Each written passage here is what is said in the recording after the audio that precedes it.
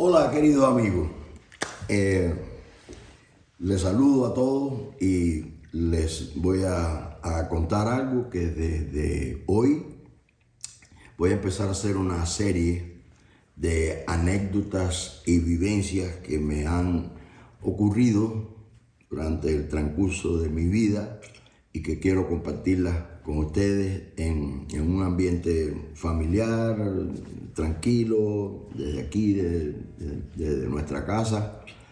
Y quisiera comenzar con algo que es muy importante para mí y que ha marcado mi vida profundamente, que fue el día que conocí a la que devino mi futura esposa, Marianela Sandoval. Yo debo empezar diciendo que nací y me crié en un pequeño pueblo del interior de la isla de Cuba, pequeño pueblo de campo, como decimos, una familia extremadamente humilde, y para yo moverme de un sitio a otro, ya cuando fui un poquito mayorcito, tenía que tomar 2 ómnibus para llegar a La Habana. Pero en mi pueblo, como en todos los pueblos del interior, el hecho de ir a la capital, de ir a La Habana, por ejemplo, de mi pueblo a La Habana eran 60 kilómetros, que es alrededor de 40 millas. Y eso significaba una odisea, una preparación de semanas. La gente empezaba a hablar y a pensar cómo se iba a transportar hacia La Habana y cómo iban a llegar. Y era una odisea, ¿no? Y entonces, bueno, un buen día, ya cuando yo tenía, creo que 24, iba a cumplir 25 años, algo así, en julio, exactamente el 23 de julio de 1975, tomé uno de esos ómnibus de mi pueblo hasta un pueblito en La Habana, alrededor de La Habana, que se llama La Lisa. Ahí tenía que tomar otro ómnibus para seguir al Vedado, otro barrio, donde supuestamente nos iba a recoger un ómnibus para llevarnos al centro de la isla, a la provincia de Santa Clara, donde debíamos tocar un concierto. Yo en esa etapa estaba tocando con un grupo de Cuba que se llamó Iraquere. Bueno, yo me bajé de ese ómnibus en La Lisa. Allí, como siempre, había una fila muy larga de gente esperando esos ómnibus para seguir viaje. Cuando yo vi esa fila, bueno, como siempre dije, Dios mío, y bueno, yo no tenía ni un centavo para, bueno, no tenía, en el supuesto caso que apareciera un taxi o algo así, yo no tenía dinero para poder tomar un taxi. Me puse en mi fila ahí, creo que pasaron como 2 ómnibus que la gente en la fila se montaba en el ómnibus, se iba, llegaba otro y la fila seguía caminando. Cuando yo estaba ya próximo, yo sabía que ya el próximo ómnibus me tocaba a mí, veo una joven esbelta, trigueña, un pelo precioso, doblando la esquina, y por supuesto que me llamó mucho la atención. Y la pobre, ella en cuanto vio aquella fila tan larga, lo primero que hizo fue ponerse las manos en la cabeza, como diciendo, ay Dios mío, ¿qué es esto? Y yo, ni corto ni perezoso, pues por supuesto se me ocurrió enseguida hacerle señas de que yo le estaba salvando un puesto en la fila. Y ella, como mujer inteligente, entendió el mensaje. Al principio, por supuesto, un poco confundida, ¿no? Porque ella miraba y decía, pero ¿quién es este hombre que me está haciendo señas? Ven, aquí. Dicho sea de paso, todo eso está documentado en una película que realizó HBO, que protagoniza Andy García y Mia Maestro. Todo eso está en la película que se llama For Love of Country, de Arturo Sandoval Historia. Ella vino y se puso delante de mí y yo encantado. Bueno, nos subimos al ómnibus. Yo traté de establecer ahí una conversación. Poco a poco, ella no se veía así como diría yo muy confiada, ¿no? Porque no me conocía. Pero fue un poquito más aguda la desconfianza cuando yo le dije que yo era músico. Porque desafortunadamente en Cuba, no sé en otros países, pero en Cuba, sobre todo en esos años, decirle a una persona que tú eras músico creaba ciertas dudas en la gente. Decía, músico, pero ¿y cuál es tu trabajo? ¿Cuál es tu trabajo real? La gente no entendía muy bien eso. Y entonces el concepto era terrible, era muy feo, ¿no? De que los músicos pasaban mucho trabajo, que no tenían un trabajo estable, que no podían sustentar un hogar por las dificultades, ¿no? que presentaba la cuestión económica, ¿no? La estabilidad económica. Pero bueno, ella me dijo que trabajaba en una empresa que se llama el Ministerio de Comercio Exterior. Era una empresa de alto rango, de alto nivel, por supuesto, que estaba en un edificio precioso, de los que quedaron de antes del 59. Antiguamente fue un dealer de automóviles muy famoso en La Habana. Ahí trabajaban muchos cientos de personas, un edificio grande. Y entonces me dijo aquello y dije, wow, debe ser una persona importante esta. Y le insistí de que me diera su teléfono para poderla localizar y la posibilidad de vernos otra vez y de entablar una amistad o algo, no sé. Pero a mí me llamó mucho la atención esa mujer. No me dio el teléfono, no me quiso dar el teléfono. Bueno, yo proseguía mi viaje al centro de la isla.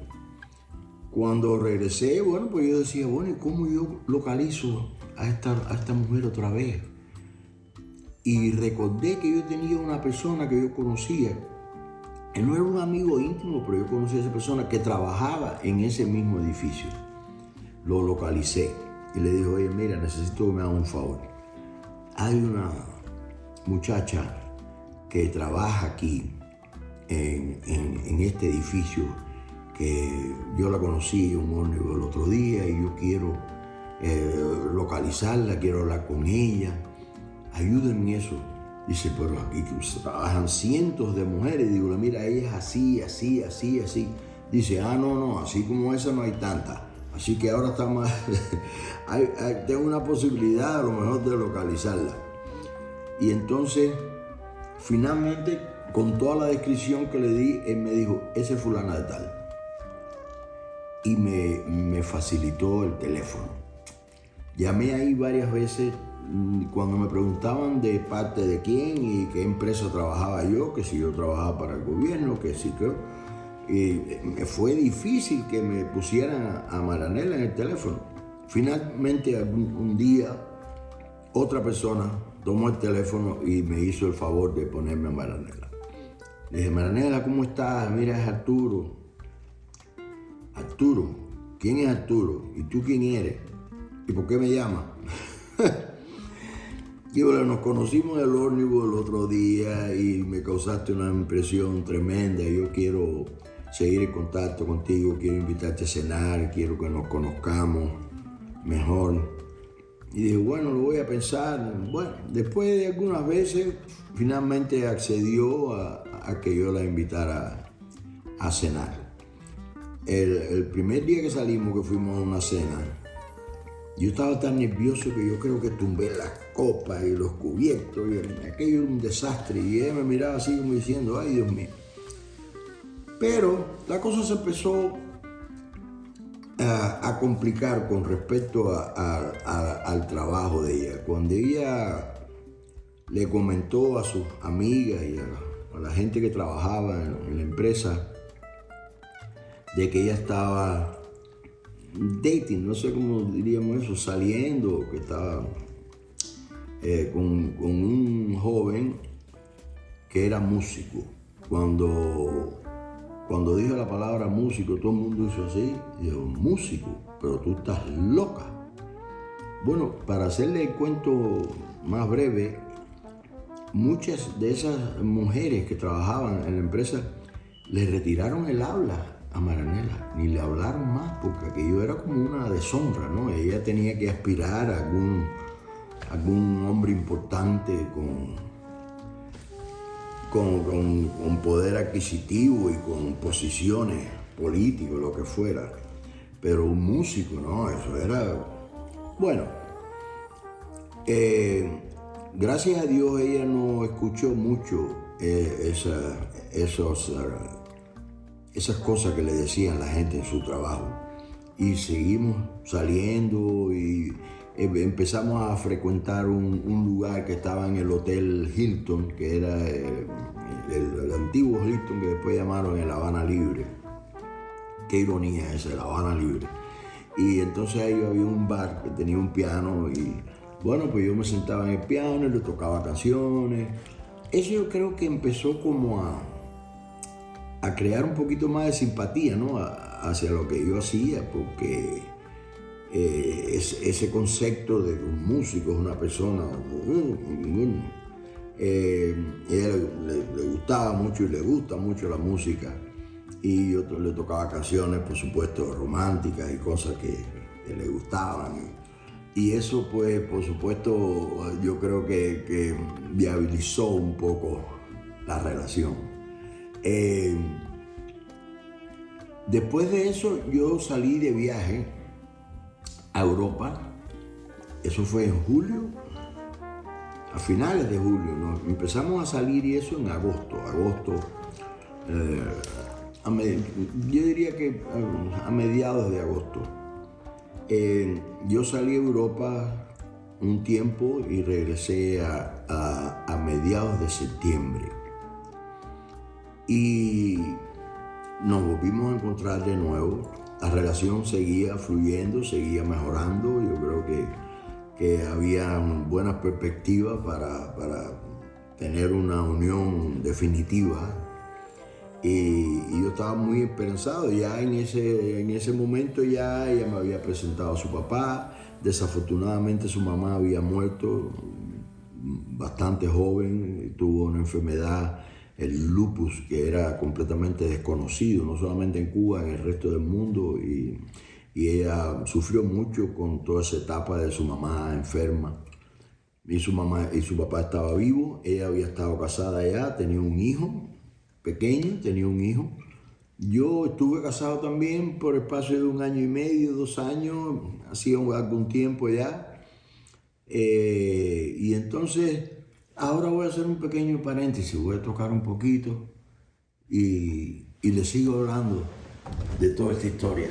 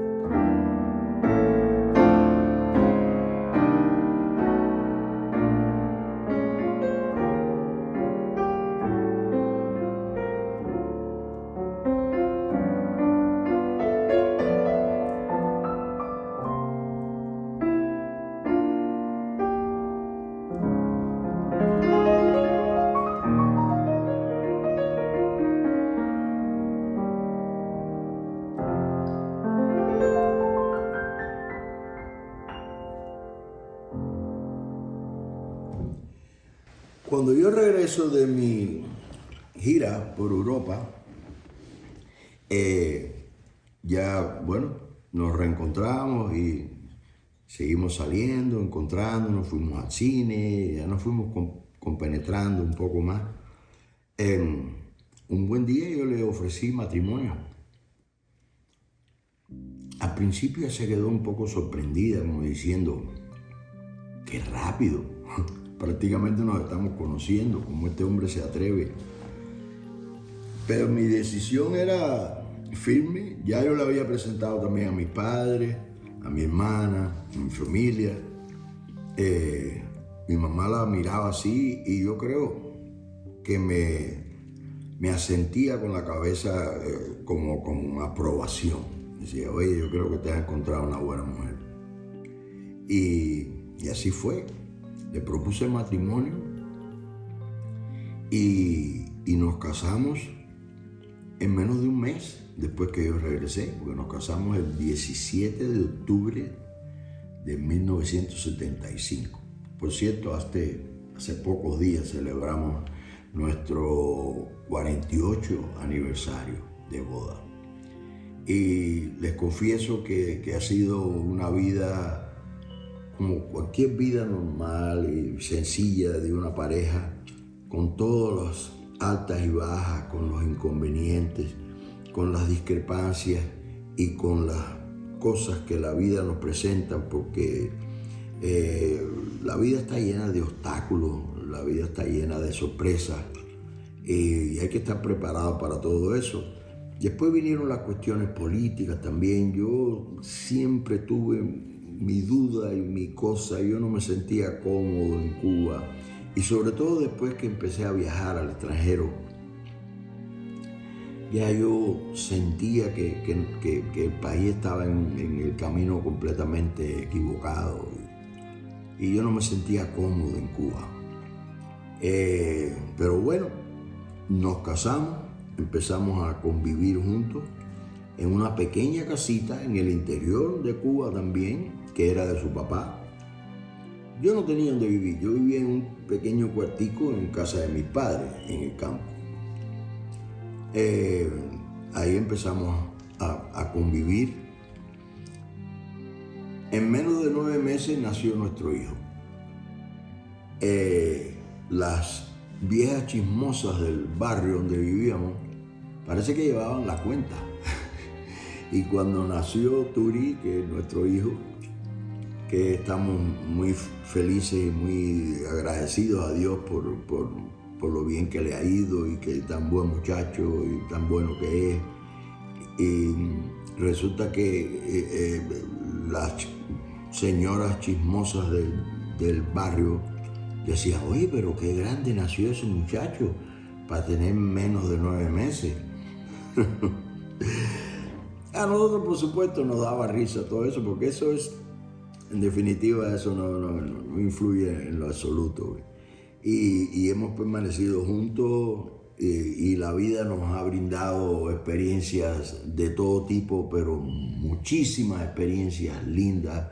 Hemos conocido gente fantástica, gozamos de amistad, de gente que realmente nos ha querido mucho y han sido muy buenos con nosotros y nos sentimos tremendamente agradecidos a todas esas personas que sobre todo que nos han dado una mano en tiempos de necesidad y de dificultades. Y eso es muy importante. Yo creo que una de las virtudes más bonitas que puede tener un ser humano es ser agradecido. Y tenemos que ser muy agradecidos porque nos hemos encontrado amigos que en momentos difíciles, de dificultades, pues han estado ahí para nosotros. Y eso es algo que apreciamos tremendamente. Después vino la movida a Estados Unidos, pero antes de eso vinieron otras etapas también muy difíciles. Por ejemplo, cuando yo decidí dejar el grupo Iraquere, que el Ministerio de Cultura en Cuba prácticamente me prohibió hacer eso. Me dijeron que no, que eso era una locura lo que iba a hacer, que ese era un grupo que le interesaba mucho al gobierno, pero le interesaba por cuestiones económicas, porque nos explotaban. Nosotros salíamos de gira, el gobierno hacía todos los trámites financieros directamente y nosotros nunca participamos de nada de eso. Lo que quiere decir que nuestra posición económica siempre fue pobre en Cuba. Muy pobre, con muchísima escasez de todo. Y yo empecé con mi propio grupo y fue difícil esa etapa, pero Marianela estuvo ahí conmigo y nunca ha dejado de apoyarme, siempre ha estado ahí en las buenas y en las malas, en las verdes y en las maduras. Y me ha inspirado muchísimo para seguir mi carrera. Yo he escrito 2 conciertos de música clásica para trompeta y la idea fue de ella. Yo un día estaba tocando una melodía, una cosa, porque yo estaba escribiendo un libro para la trompeta y ella me preguntó, ¿y eso qué cosa es? Digo, bueno, esto es lo que supuestamente pudiese ser el segundo movimiento de un concierto para trompeta y orquesta. Y me dijo, qué bien. ¿Y cuántos movimientos tiene un concierto? Digo, bueno, normalmente 3. Y dice, ¿y cuándo vas a escribir el primero y el tercero? Y así fue, escribí mi primer concierto, que tuve la dicha y el honor de grabarlo con el London Symphony, que sigue siendo una de mis orquestas favoritas en el mundo. Y lo otro ocurrió también con el segundo concierto. Fue la misma historia. Dice, bueno, ya tú sabes lo que tienes que hacer. Escribe el primero y el tercero. Y lo escribí y ahí está. Lo he tocado en Europa varias veces. Todavía no he tenido la oportunidad de grabarlo, porque cuando ya teníamos todas las condiciones para grabarlo, vino la dichosa pandemia esa. Se paralizó todo y se malogró el proyecto de momento. Espero que algún día lo pueda grabar. Pero lo toqué varias veces en Europa y hay varios artistas también que lo han tocado en el concierto, el segundo concierto. Creo que de todas las cosas que nos han pasado, una de las cosas más lindas ha sido rehacer nuestra vida. aquí en los Estados Unidos. Cuando nosotros llegamos de Cuba, pues llegamos, por supuesto, sin un centavo. Nos instalamos en Miami, en casa de unos amigos que eran vecinos nuestros en Cuba. Ni siquiera nos querían rentar nada. Nosotros no sabíamos qué cosa era una tarjeta de crédito, una cuenta de banco, ni mucho menos. Eso ni existía en la mente de nosotros. Y ese matrimonio de amigos nuestros, que eran vecinos nuestros en Cuba, nos albergó en la casa de ellos. Y ahí poquito a poco, hasta que finalmente nos rentaron un pequeño apartamento en un barrio de Miami que se llama Hialeah. Ese fue el inicio. Yo recuerdo que en Cuba yo creo que nunca tuve oportunidad de dar una masterclass o una conferencia o hablar o dar clases en ningún tipo de escuela, ni mucho menos, porque como no estaba graduado, no tenía el diploma y toda esa serie de cosas formales, pues no me permitieron enseñar. Pero llegando a Estados Unidos, llegando a Miami, gracias a Dios, las principales universidades de la Florida me ofrecieron trabajo. Y eso nos ayudó muchísimo porque eso fue mi primer trabajo oficial en Estados Unidos.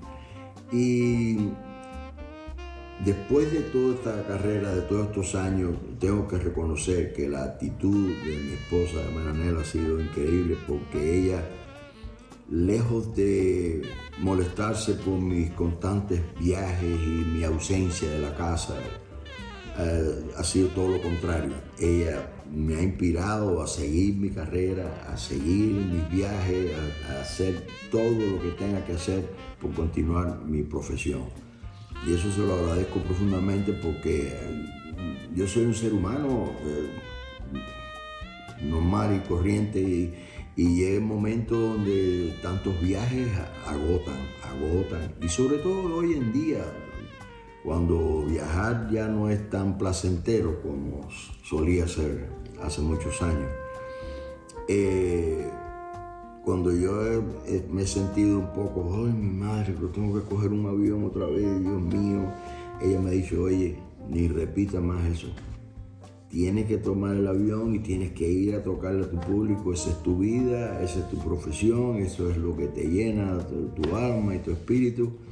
Y olvídate de eso, cierra los ojos y para adelante. Y eso se lo agradezco mucho, porque me ha seguido dando la inspiración de seguir, sobre todo de seguir viajando, porque de tocar no me canso nunca, ¿no? Todo lo contrario, ¿no? La música es un bálsamo para el espíritu, que te llena el alma de sensaciones de todo tipo, pero también es un alivio cuando, por ejemplo, les voy a decir algo jocoso, pero me parece que es muy bueno también. El piano ha sido una gran ayuda para el matrimonio nuestro, porque como en cada matrimonio, pues nosotros a veces tenemos nuestras desavenencias y nuestras pequeñas discusiones.